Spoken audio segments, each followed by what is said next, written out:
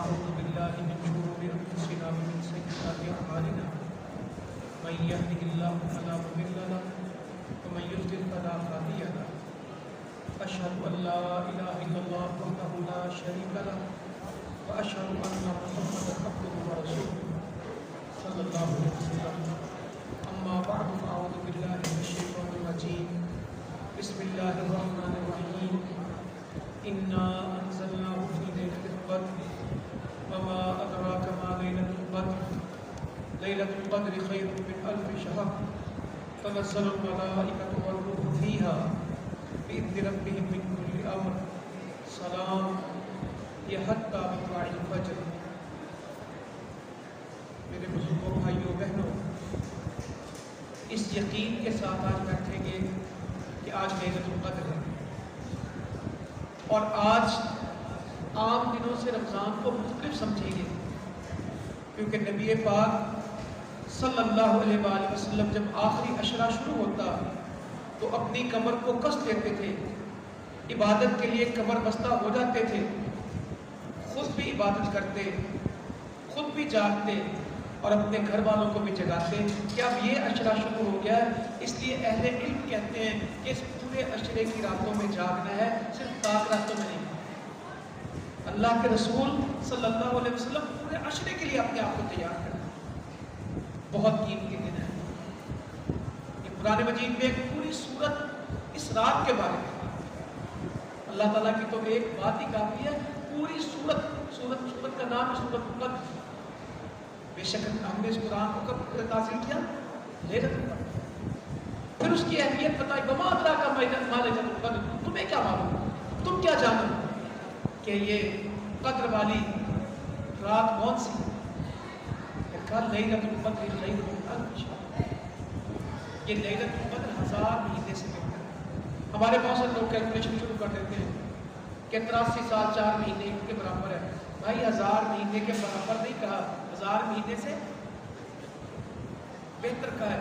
بہتر کتنی ہے یہ اللہ جانتا ہے۔ پاکستان میں جو ایوریج لائف ہے لوگوں کی، اوسط عمر ہے وہ 56 سال مردوں کی ہے اور اس سے کم عورتوں کی ہے، اور ایک رات اگر 83 سال سے بہتر ہے تو میری کل زندگی سے بہتر کیا ہے؟ میری زندگی تھوڑی ہے اور یہ رات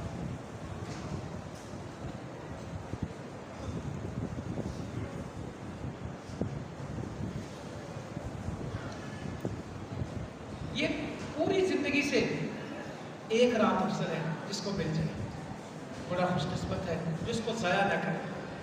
یہ نہ ہو کہ رات کو قیمتی ملے مگر قیمتی کس کے لیے ہوگی؟ جو فائدہ اٹھائے گا۔ کھانا کس کو فائدہ کرتا ہے؟ جو کھاتا ہے نا۔ اور کچھ لوگ چشمے پہ کھڑے ہو کے بھی پیاسے رہتے ہیں، پیتے نہیں۔ کچھ لوگ دوائی کی موجودگی میں بیمار ہوتے ہیں، کھاتے نہیں۔ تو کچھ لیلۃ القدر پا کے بھی محروم رہ جاتے ہیں، اور جو اس کی خیر سے محروم رہا وہ حد خیر سے محروم، اس کو کچھ نہیں۔ آج کی رات میں جو کھڑا ہو گیا کہ جس نے لیلۃ القدر میں قیام کیا، اس کے پچھلے سارے گناہ بالکل ختم ہو جائیں گے۔ اما جی عائشہ رضی اللہ عنہا عرض کرنے لگی، اللہ کے رسول صلی اللہ علیہ وآلہ وسلم اگر مجھے یہ رات مل جائے پھر میں کیا کروں؟ وہ بڑی قدر تھی چیزوں کی کہ کچھ ملے۔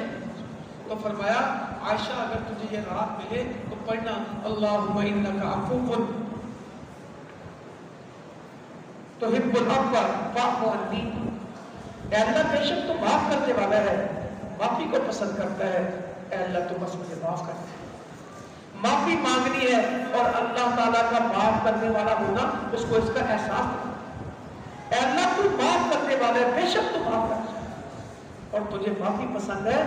دعا بھی پڑھنی ہے ترجمے کے ساتھ، احساس کے ساتھ۔ ہمارے یہاں بہت سارے لوگ تسبیح کرتے ہیں بغیر احساس کے۔ میں نے کئی لوگوں کو دیکھا وہ تسبیح کر رہے تھے، باتیں بھی کیے جاتے ہیں۔ توبہ الفاظ کا نام بھی ہے، اور اصل توبہ ندامت ہے یا الفاظ ہے؟ حدیث ہے نا، ندامت ہی توبہ ہے۔ ندامت ہی توبہ ہے، جس سے شرمندگی ہو گئی، جس کے دل میں احساس ہو گیا اے اللہ میں گنہگار ہوں اور تو ارحم الراحمین۔ اور اللہ تعالیٰ تو فرماتے ہیں اے بندے تو زمین و آسمان کے خلا کو گناہوں سے بھر دے اور ایک توبہ کر، ایک دفعہ معافی مانگ، میں تیرے سارے گناہوں کو معاف کر دوں گا اور معاف بھی کروں گا اور اس کو میں نیکیوں میں تبدیل کر دوں گا۔ یبدل اللہ سیئاتہم الحسنات، میں گناہوں کو نیکیاں بنا دوں گا۔ کیا زبردست بات، مگر جو صدق کے دل سے توبہ کرے، اللہ تعالیٰ کو تو توبہ سے اتنی خوشی، ہم لوگ صحراؤں میں رہنے والے ہیں، تھرپارکر، بلوچستان، کبھی کدھر، تو اونٹوں کو جانتے ہیں اور اونٹوں کے سفر والوں کو جانتے ہیں کہ اونٹ ان کے لیے کتنے عام ہوتے ہیں۔ نبی صلی اللہ علیہ وسلم فرماتے ہیں اللہ کو بندے کی توبہ پہ اتنی خوشی ہوتی ہے جیسے کوئی صحرا میں چلا اور اس کا اونٹ، اس کا ساز و سامان، اس کا زادہ اس کے ساتھ، سب کچھ اس کے ساتھ، وہ کہیں آرام کرنے کو رکا، جب اٹھا تو اس کا اونٹ گم ہو گیا۔ اب وہ اس کو ٹٹولتا ہے، گھومتا ہے، کبھی ادھر، اس کا اونٹ نہیں ملتا اور صحرا سے باہر نکلنے کا راستہ نہیں ہوتا۔ صحرا آپ کو مار دیتا ہے، اپنی گرمی میں، تپش میں، دھوکے میں سراب ہوتا ہے۔ جتنی گرمی پڑے گی صحرا میں ہر جانب آپ کو پانی دکھے گا اور ایک قطرہ پانی نہیں ہوگا، ایسے لگے گا سامنے دریا ہے۔ آپ آگے جائیں گے، وہ آگے سے کیا کہتے ہیں؟ سراب، دھوکا۔ اور ہم بھی دنیا میں کیا؟ سراب میں، دھوکے میں، دنیا کے پیچھے بھاگتے، وہ اور آگے چلی جاتی ہے، اور بھاگتے اور آگے چلی جاتی۔ دل صرف جنت میں ممکن ہوگا، اس دنیا میں نہیں ہو سکتا۔ اس میں تو فرمایا آدم کے بیٹے کو 2 وادیاں 2 پہاڑ سونے کے ملے، یہ تیسرے کی تلاش میں نکلے گا، قبر کی مٹی کے سوائے اس کا پیٹ کسی چیز سے بھرنے کا نہیں۔ اور آگے کیا جملہ ہے؟ توبہ کرنے والے، توبہ تو اسی کی ہے جو توبہ کرے گا، جو توبہ کرتا ہے اس کی توبہ کرنی پڑے گی، اقرار جرم بھی کرنا پڑے گا اور اس کی معافی بھی مانگی۔ تو وہ صحرا میں گیا، سواری گھومی، ڈھونڈتا ہے، حتیٰ کہ اتنا مایوس ہوا کہ آ کے لیٹ گیا اور آنکھیں بند کر لی موت کے انتظار میں، ایک بھوک پیاس میں ابھی موت آئے گی اور میں مر جاؤں گا، میں نے اب بچنا نہیں، میری سواری نہیں، میرا کھانا نہیں، پینا نہیں، سامان نہیں، سب کچھ چلا گیا۔ تو وہ موت کے انتظار میں وہاں پہ لیٹ گیا، آنکھیں بند کر لی، اچانک سے آنکھ کھول لے اور اس کی سواری اس کے سامنے ہو اور اس میں سے اس کے سامان میں سے کچھ بھی کم نہ ہو، اس کی خوشی کیسی ہوگی؟ مرنے کو تیار تھا، مرنے کو تیار تھا اور اس کی سواری سامنے آ گئی اور کچھ کم نہیں تھا، اور وہ بے اختیار کہتا ہے، اس کو سمجھ نہیں آتی، کہتا ہے تو میرا بندہ ہے اور میں تیرا رب ہوں۔ یہ بھی حدیث میں آتا ہے کہ میں تیرا بندہ ہوں، تو میرا رب، صحیح بھی کہتا ہے۔ اور یہ بھی روایت میں موجود ہے کہ خوشی میں اس قدر وہ اس کو سمجھ نہیں آتی کہ وہ کیا کہتا ہے، وہ اللہ کو بندہ کہتا ہے اور اپنے آپ کو رب کہتا ہے، تو میرا بندہ اور میں تیرا رب۔ جتنی خوشی اس کو ہوتی ہے اللہ تعالیٰ کو بندے کی توبہ کی، اس سے زیادہ خوشی نبی کریم صلی اللہ علیہ وآلہ وسلم کے پاس جنگی قیدی آئے، بچے، عورتیں، مرد جنگی قیدی ہیں۔ ان جنگی قیدیوں میں ایک عورت کا بچہ گم گیا، وہ اس کو ڈھونڈتی پھرتی، کبھی ادھر۔ اللہ کے رسول صلی اللہ علیہ وسلم اس کو دیکھ رہے ہیں، اس کا بچہ اسے ملا، اس نے اس کو اپنے ساتھ چمٹایا، اس کو دودھ پلانے لگی۔ نبی صلی اللہ علیہ وسلم فرمانے لگے اس کو کہو کہ اس کو آگ میں ڈال دیں۔ صحابی نے کہا یہ تو نہیں ہوتا، کہ اللہ تعالیٰ کو بندے سے اس سے زیادہ محبت ہے، اللہ تعالیٰ کو بندے سے اس سے زیادہ محبت ہے۔ آج اسے کہیں گے اے اللہ تجھے مجھ سے محبت ہے، تجھے میری توبہ سے محبت ہے، تجھے میری معافی سے محبت ہے۔ آج کی رات میں جبرائیل امین بھی اترتے ہیں، فرشتے بھی اترتے ہیں اللہ کے حکم کے ساتھ، اور آج کی رات سراپا سلامتی ہے، رحمت ہے۔ اس کو سلام کس نے کہا؟ اللہ۔ سلام حتی مطلع الفجر، جب تک فجر کی اذان نہ ہو، یہ سلامتی ہی سلامتی ہے جو سمیٹ لے، یہ سکون ہی سکون ہے جو پالے، اللہ سے توبہ کر لے، اللہ کو منا لے، اللہ سے مایوس نہ ہو، اللہ کی طرف بڑھ جائے۔ ہمارے پاس تو اللہ کی بڑی نعمتیں ہیں، میں اعتکاف والوں کو بھی مبارکباد دیتا ہوں جنہوں نے پورا عشرہ اپنے سارے کام کاج تج کیے، اپنی ساری مصروفیات کو خیر بات کہا اور مسجد میں آ کے ڈیرا لگا دیا کہ ہم نے اللہ کو منانا ہے۔ نبی کریم صلی اللہ علیہ وسلم نے زندگی بھر اعتکاف کیا، رمضان کے فرض ہونے کے بعد کبھی اعتکاف نہیں چھوڑا۔ ایک سال اعتکاف نہ کر سکے تو اگلے سال کتنا اعتکاف کیا؟ 20 دن کا، ایک مہینے کا بھی اعتکاف کیا۔ پہلے اشرے اعتکاف کیا، پھر اس کو چھوڑا، پھر دوسرے اشرے کا اعتکاف کیا، پھر اس کو ختم کیا۔ صحابہ بھی تھے، وہ چلے گئے، پھر ان کو بلایا کہ جو میرے ساتھ اعتکاف میں تھے وہ پھر سے آ گئے۔ اللہ تعالیٰ نے لیلۃ القدر آخری اشرے میں رکھی۔ اعتکاف والوں سے بھی کہتا ہوں اور باقیوں سے بھی کہتا ہوں، اعتکاف والے نا کہیں نہ کہیں آ کے لڑ پڑتے ہیں، تکیے پہ، کھیس پہ، پنکھا چلانے پہ، دہی کی پلیٹ پہ، روٹی کھانے پہ، کسی نہ کسی جگہ جھگڑا ہو جاتا ہے۔ جھگڑے نے کیا نقصان کیا؟ 2 بندوں کے جھگڑے نے پوری امت کو اتحاد میں ڈال دیا۔ اور جہاں پوری امت جھگڑ رہی ہو، سیاستدان بھی جھگڑے، عوام بھی جھگڑے، چھوٹا بھی جھگڑے، بڑا بھی جھگڑے، خاندانوں میں بھی جھگڑے ہو، وہاں کیا نتیجہ ہوگا؟ نبی کریم صلی اللہ علیہ وسلم فرماتے میں گھر سے چلا کہ میں تمہیں لیلۃ القدر بتا دوں، اللہ نے مجھے بتائی، میں تمہیں بتانے کے لیے چلا۔ جب میں مسجد میں داخل ہوا تو 2 آدمی کیا کر رہے تھے؟ جھگڑا۔ فرماتے میں بھول گیا یا مجھے بھلا دی گئی، میں بھول گیا یا مجھے بھلا دی گئی۔ اب اسے 25ویں، 29ویں اور 27ویں رات میں تلاش کیا کرو۔ ایک روایت میں فرمایا پاک راتوں میں تلاش کیا کرو، ایک میں فرمایا 27ویں رات میں تلاش کیا کرو۔ یہ مختلف ہے، اور کس کو پاک رات ملتی ہے؟ جو کہ 27ویں کو ملتی اس کو بھی نہیں ملتی۔ جو کہتا ہے کہ آج کی تھی کل کی نہیں، جو ہر پاک رات میں محنت کرے گا اس کو مل جائے گی، اور جو کوئی چھوڑے گا تو کرے گا اس کی رہ جائے گی۔ آج کی رات کو بھی کہے گا کہ تاک رات سونا نہیں ہے، باتیں نہیں کرنی۔ ہمارا تو المیہ ہے، تاک راتوں میں نیکیاں تلاش کرتے کہ چھوٹے ہیں؟ جو تاک راتیں بڑھتی جائیں گی، دنیا میں ایک نظام ہے، یہ ایگزامینیشن ہال میں ہمارے بچے پیپرز دیکھتے ہیں، ایگزام دیکھتے ہیں، ہم بھی آپ نے بھی پیپر دیا ہوگا۔ پیپر کا دورانیہ 3 گھنٹے ہو، پہلے 2 گھنٹے میں آہستہ لکھتے ہیں، سکون سے لکھتے ہیں، اور جو وقت کم ہوتا جاتا ہے سپیڈ بڑھتی چلی جاتی ہے۔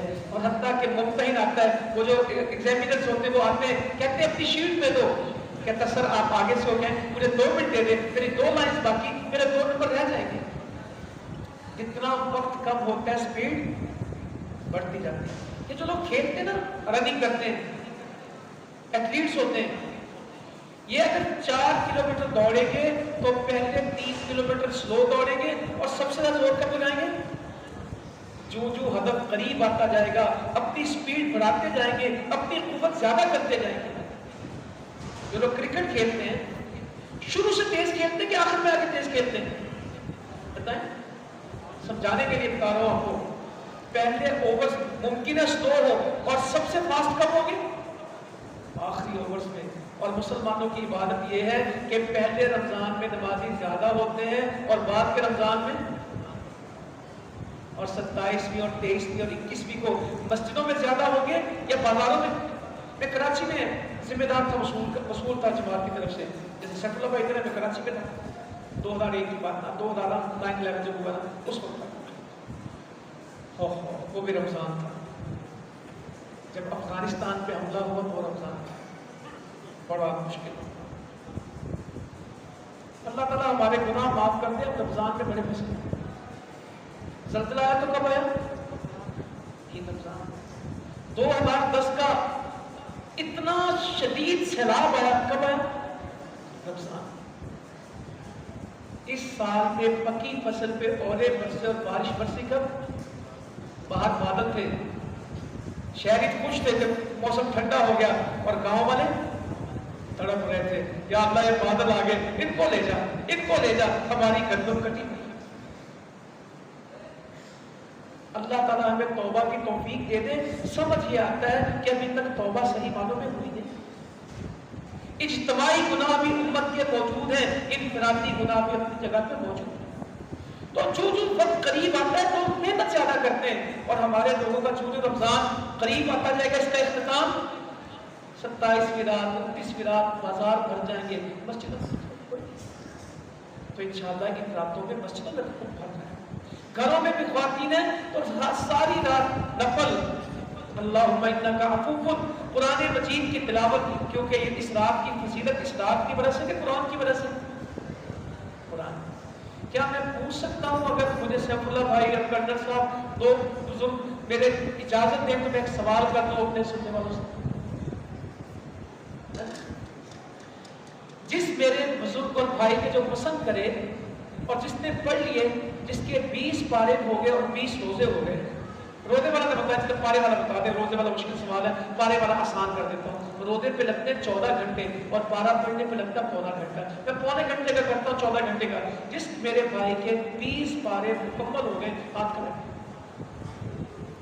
ٹھیک ہے، تعداد اتنی ہے، آپ کی الگ نہیں ہے، پورے ملک میں 20% لوگ قرآن پڑھتے ہیں اور 80% لوگ قرآن، اور یہ وہ لوگ ہیں جو مسجد سے متعلق ہیں، دیندار لوگ ہیں۔ اگر کسی چک پہ کوٹ پہ جا کے یہ سوال کریں گے تو 2-3 قرآن پڑھتے ہیں اور 97-98 قرآن، اور آدھوں کو قرآن پڑھنا ہی نہیں آتا۔ وہ لیلۃ القدر میں رو تو لیں گے، دعا تو کر لیں گے، مگر جس وجہ سے یہ رات لیلۃ القدر بنی اس کو جانتے نہیں، یہ تو قرآن کی وجہ سے بنی۔ رمضان کی بہت ساری فضیلتیں ہوگی، رمضان کی بڑی فضیلت کیا ہے؟ شہر رمضان الذی انزل فیہ القرآن، یہ رمضان وہ مہینہ جس میں نازل قرآن آتا ہے۔ تو کیا جو پیچھے ہیں، اچھا چلیں پھر دوبارہ سے کر لیتے ہیں، ابھی ایک اور آسانی ہو جائے گی۔ جن کے 15 پارے ہو گئے، پہلے والے کے ہاتھ کھڑے کریں گے، نئے بھی جن کے 15 پارے ہو گئے، یہ ہمت کر سکتے ہیں؟ ٹھیک ہے بھائی، جن کے اس سے بھی کم ہے زور لگا دو، 3-4 پارے آج کی رات میں پڑھے، 3-4 کل کی رات میں پڑھے، جس دن رمضان مکمل ہو میرے روزے بھی پورا، میرا قرآن میں۔ اب تو یہ تھا کہ قرآن ناظرے میں بھی پورا ہوتا اور ترجمے میں بھی، یہ حق تھا کہ نہیں؟ ہماری ڈاکٹر صاحب ہیں اسلام آباد میں، ڈاکٹر صاحب تھے، ان کے خامد فوت ہو گئے کووڈ میں، کورونا میں، بڑے نیک ہے، بلوچستان میں ہمارے ساتھ کنووں کا تعاون، ہاسپٹل بنایا جعفر آباد میں، ہر وقت ہی کسی نہ کسی خیر کے کام۔ تو مجھے کہنے لگے عبدالرؤف، میری زندگی کے بعد میں میرے گھر سے آ کے تفسیریں دے دینا، میرے بچوں کو ان کی ضرورت نہیں ہوگی۔ میں نے کہا باجی اس میں کیا ہے؟ کہنے لگے کہ ہر رمضان میں تفسیر پڑھتی ہوں مکمل، پھر میں اس کو نوٹس لکھتی ہوں، تمہارے کبھی کام آ جائیں گے، میری ہر تفسیر کے اوپر میرے نوٹس لکھیں، میں ہر رمضان میں قرآن مجید تفسیر کے ساتھ پڑھا کرتی ہوں، اور کچھ تفسیر کے ساتھ پورا کرتی ہیں اور کچھ پورے رمضان میں تفسیر پڑھاتی ہیں۔ کیا میں آپ سے پوچھ سکتا ہوں ہمارے معاشرے میں مردوں میں قرآن پڑھنے کا زیادہ ذوق شوق ہے ترجمے کا یا خواتین میں؟ بتائیں تو صحیح، حوصلے سے کہہ رہے ہیں پریشانی سے کہہ رہے ہیں؟ مرد کی کیا مردانگی رہ گئی کہ عورتیں قرآن میں آگے نکل جائیں؟ مرد کی کیا مردانگی رہ گئی؟ مردانگی تو ان کی جو عبادت میں مرد ہو، جو اللہ کی اطاعت میں مرد ہو، جو اللہ کی فرما برداری میں مرد ہو۔ عورتوں کو تھپڑ مارنے میں بھی مردانگی ہوتی، عورتوں کی چٹکیاں کھینچنے میں بھی کبھی مردانگی ہوتی، یہ تو بزدلی ہوتی ہے، مردانگی ان کی ہوتی جو عبادت میں مرد ہوتی۔ اگر وہاں معاشرہ تھا، میرے نبی صلی اللہ علیہ وسلم بنا کے گئے، مسجد میں تشریف لائے، مسجد بھی کچی تھی، صاحب بھی کہتے لیلۃ القدر کی رات تھی، کھجوروں کا چھپر تھا ہماری مسجد، نبی کریم صلی اللہ علیہ وسلم جماعت کرانے لگے، بادل آیا، بارش برسی، چھت ٹپکنے لگی، رسول کریم صلی اللہ علیہ وسلم نے سجدہ کیا، لیلۃ القدر تھی اور گارے میں کیچڑ میں سجدہ کر رہے تھے، اور آپ کا سارا رخ انور، آپ کا سارا چہرہ مبارک مٹی سے بھرا، چھت ٹپکی، کیچڑ ہوا، لیلۃ القدر کی جماعت کرا رہے تھے، کہتے سارے چہرہ مبارک کے اوپر کیچڑ لگا ہوا تھا، نماز پڑھا، گھروں میں چراغ نہیں تھے، روشنی تھی۔ ہمارے گھروں میں روشنیاں ہیں مگر دل کی روشنی کم ہے۔ میں یہ نہیں کہتا مومن کے دل میں روشنی ہوتی مگر کم ہے، کم ہے۔ اما جی عائشہ کہتی رضی اللہ عنہا تہجد پڑھتے اور جب سجدہ کرنے کا وقت آتا تو میری پنڈلی کو ہاتھ لگاتے، میں اپنی ٹانگوں کو سمیٹتی تو سجدے کی جگہ میسر آتی۔ کہتے اس وقت میں گھروں میں چراغ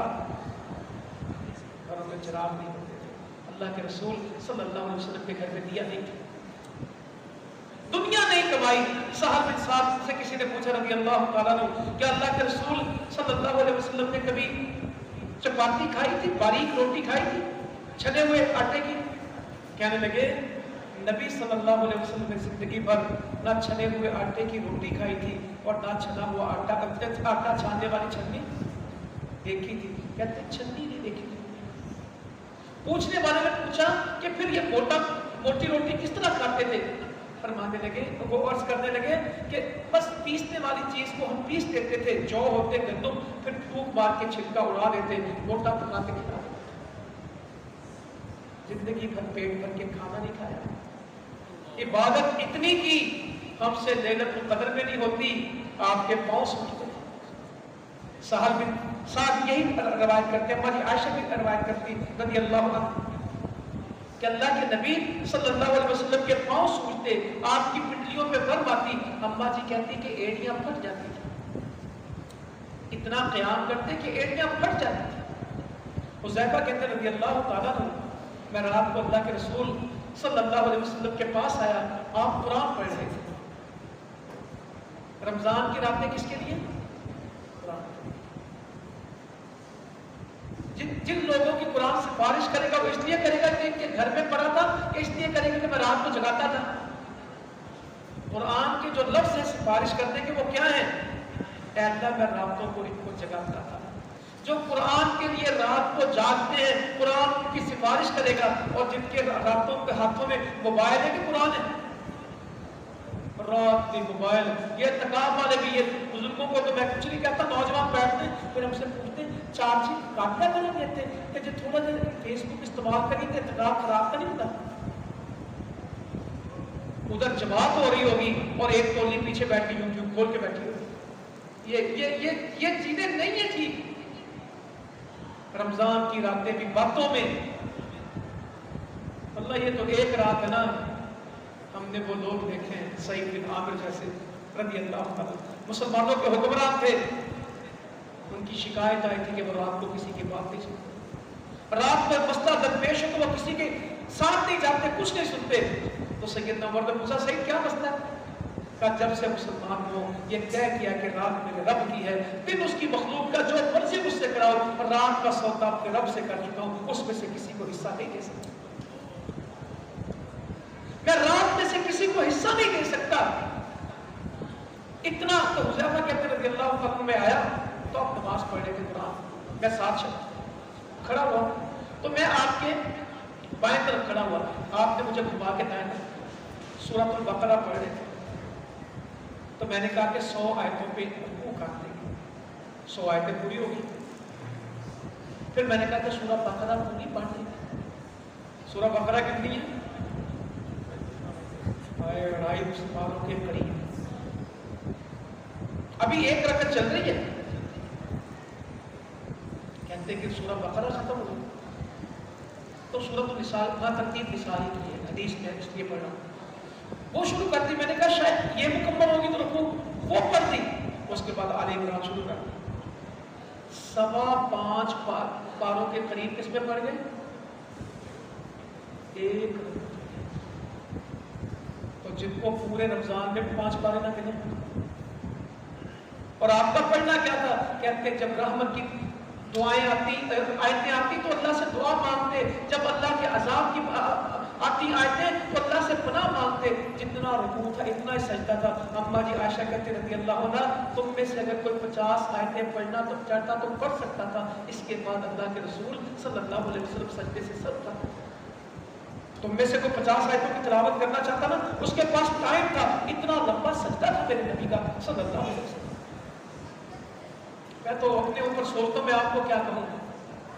عرض کرنے لگی اماں جی عائشہ، فرمانے لگی کہ اللہ کے نبی صلی اللہ علیہ وسلم ہمیشہ کھڑے ہو کے قیام کرتے تھے، جب آخری عمر کا حصہ ہوا تو بیٹھ کے قیام کرتے تھے، اور جب 40 या 50 आयतें बाकी होती तो खड़े होकर रुकू करते थे। मैं सोचता वो पता नहीं कितना कुरान होगा जिसका थोड़ा सा हिस्सा 40-50 आयतें होती। आज भी लोग हैं, खत्म नहीं हुए। मैं तीसरे चौथे रोजे गुजरांवाले गया तो हमारे पीपल्स कॉलोनी में एक साथी हैं, मैं उनके अब्बा जी बीमार थे, आयात को चला गया। हाफिज अब्दुल मन्नान नूरपुरी रहमतुल्लाह अलैह, आपने नाम उनका सुना होगा, गुजरांवाले में शेखुल हदीस, बहुत आलिम। कहने लगे कि हाफिज साहब 3 पारे पढ़ते थे रमजान, तो सहरी बस आखिरी 10 मिनट करते थे। हमारी मुसलमानों की सहरी में कितना वक्त लगता है? 1.5 घंटा और टाटा पला हो जाए, बस कर देना। ये ना करना कि रोटी खान से 1.5 घंटा लगा। सबसे कीमती वक्त आखिरी पहर तहज्जुद के, वो बातें, रमजान ट्रांसमिशन, टीवी, मोबाइल, रोटी, दही। कई लोगों का रोजा तकवे के साथ होता है, कई का दही के साथ। उसे कहो कि तकवे के बगैर रोजा नहीं होता, कहता आपका तकवे के बगैर नहीं होता, हमारा मैं दही ना खाऊं मेरा रोजा नहीं होता। दही के बगैर रोजा हो जाता है, तकवे के बगैर नहीं होता, सच के बगैर नहीं होता, अल्लाह की फरमाबरदारी के बगैर नहीं होता। तो कहने कि हाफिज साहब पढ़ते थे। फिर उनके बेटे ने मुझे बताया कि हाफिज अब्दुल मन्नान साहब रमजान के अंदर 1 नंबर जूता बड़ा रखते थे। मैंने पूछा वो क्यों? कहता पाँव सूख जाते थे। आज भी नबी करीम सल्लल्लाहु अलैहि वसल्लम की सुन्नत पे लोग खड़े कहते पाँव सूख जाते थे, छोटे जूते पे पूरे नहीं आते थे। 1 नंबर रमजान का जूता बड़ा होता था क्योंकि रात खड़े होकर पाँव सूख। ये आज के दौर की बातें करता हूँ जो लोग हमने आंखों से देखे। जाया ना हो जाए वक्त, जाया ना हो जाए। वक्त जाया होगा तो मैं जाया होगा, तो इंशाअल्लाह ताला अपनी नमाजों की हिफाजत। कितने एहतिकाफ वाले जो आज अल्लाह से वादा करे, मेरी क्या हैसियत है कि जब तक एहतिकाफ में बैठे हैं कोई नमाज तकबीर उला से नहीं जाएगी। कहीं इंशाअल्लाह ये एहतिकाफ वालों के लिए जरूरी है, सबके लिए ये एहतिकाफ का हिस्सा के ईमान का। या अल्लाह जिंदगी गुजरे और मैं कहूँ कि मेरी नमाज कभी एहतिकाफ गई नहीं तो मैं कहूँ कि फजर की नमाज मुझे एक आदमी जिंदगी में मिला है, कहता 2 दफा जिंदगी में फजर की नमाज कज़ा हुई। एक दफा शायद बीमार था और एक दफा ऐसे कमरे में था जिसमें कोई अंदाजा नहीं हुआ, घड़ी पास नहीं थी कि फजर होगी, मुझे इतना दुख। कहता जिंदगी में 2 फजर कज़ा हुई। और ऐसे लोग हैं जो इस मुल्क में रहते हैं बरसा बरस से कभी फजर नहीं गई कि तहज्जुद नहीं गई। तो जिनको आज रात भी ना मिली तो 11 रकत पूरी पढ़नी, ज्यादा पढ़ ले कुछ अर्ज नहीं, और 12 रकत जो दिन में फर्जों के अलावा पढ़ेगा उसको क्या सवाब मिलेगा? जन्नत का। तो इंशाल्लाह ये काम है। और आखिरी बात आपसे कहूँ, दूसरों का एहसास। नबी सल्लल्लाहु अलैहि वसल्लम फरमाते हैं मैं अपनी मस्जिद नबवी में 1 महीने का एहतिकाफ करूँ, इससे ज्यादा पसंद करता हूँ कि किसी शख्स के साथ जाऊँ उसका काम करूँ। मुझे 1 महीने के एहतिकाफ से ज्यादा पसंद है कि किसी बंदे के साथ जाऊँ उसका काम करूँ। तो जो एहतिकाफ में बैठे अल्लाह ताला मुबारक करे, ये दुआ तो करे। अभी मैं इफ्तारी कर रहा था, मुझे फिलिस्तीन के मुसलमान याद आ रहे, आपको भी आ रहे थे। वहां बम होंगे या रोटियां होगी?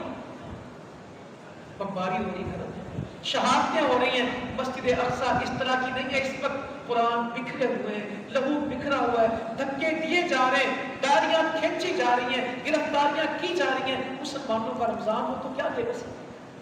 कश्मीर के हुकूमत खाने हैं, हिंदुस्तान के जिंदान हैं, मुसलमान पाबंदे सलासिल। किस जुर्म के अंदर पाकिस्तान से रिश्ता क्या था? लैलतुल क़द्र में 27वीं रात में अल्लाह ने पाकिस्तान दिया। क्या इस रमजान में हमें याद है कि जिस लिए दिया था क्या वो हक अदा किया? अल्लाह ने ये रहने के लिए नहीं दिया था, ये अपने कलमे के नाम पे किया। तो इंशाअल्लाह इस पाकिस्तान को इस्लाम का पाकिस्तान बनाएंगे। जो यहाँ मजबूर, लाचार, बेबस है, हर कोई महंगाई का रोना रोता है। महंगाई की बातें करने से महंगाई नहीं जाएगी, लोगों की मदद करने से काम। तो माशाल्लाह जमात लाखों लोगों के लिए सहरी का बंदोबस्त करती है। क्या इस्लामाबाद, क्या गुजरांवाला, क्या लाहौर, क्या बहावलपुर, क्या कराची, हर जगह माशाल्लाह सहरी इफ्तारी का काम है। बड़े राशन बना के दे रहे हैं। अभी भी आज कल 500 लोगों के लिए कश्मीर में तकसीम हुआ, वो बेवगान में जो मुहाजिरीन है उनके नकद पैसे। आज 600 कोटा में, कल 2000 औरतें ये नसीराबाद डिवीजन कोटा बलूचिस्तान का गरीबों के सैलाब सरकार के लिए ابھی افطاری سے پہلے بیٹھا تھا تو راولپور سے گھر بننے کی اور مسجدیں بننے کی تصویریں آ رہی ہیں، کنویں بن رہے ہیں۔ اللہ کا شکر ہے کہ خدمت کے کام جاری، لوکل لیول پہ آپ کے بہاولپور میں بھائی گاٹ بتایا، جگہ جگہ سحری کروا رہے ہیں، افطاری کروا رہے ہیں۔ تو یہ جو لوگ ہیں یہ کام جاری کیے ہوئے ہیں، ان کے لیے دعا کرنا، کشمیر کے مسلمانوں کے لیے دعا کرنا، دعوت کے سلسلوں کو تیز کرنا، اپنی اصلاح کرنا، توبہ کرنا۔ جب ہم اللہ کے پاس جائیں تو ہمارے گناہ معاف ہوں، اللہ تعالیٰ ہمیں اس حال میں اپنے پاس بلائے کہ ہم کامیاب ہوں۔ اللہ تعالیٰ جب ہم سے ملاقات کرے تو ہم سے جنت کا وعدہ کرے اور ہم اللہ کی جنتوں میں چلے جائیں، نبی کریم صلی اللہ علیہ وسلم کے ساتھ ملاقات ہو جائے، اس سے بڑا کوئی اعزاز نہیں۔ دنیا کی تکلیف اور بھوک اور پیاس آئے اور نبی کے ہاتھ سے حوض کوثر کا جام ملے، اس سے سعادت لوگ کون ہوں گے؟ آج کی رات سے فائدہ اٹھا لیں، آج زندگی سے فائدہ اٹھا لیں۔ آج زندہ ہیں، کل مردہ ہوں گے، آج مکان میں رہتے ہیں، کل قبرستان میں رہیں گے۔ اللہ تعالیٰ کی توفیق دے۔ جزاکم اللہ خیرا وما علینا۔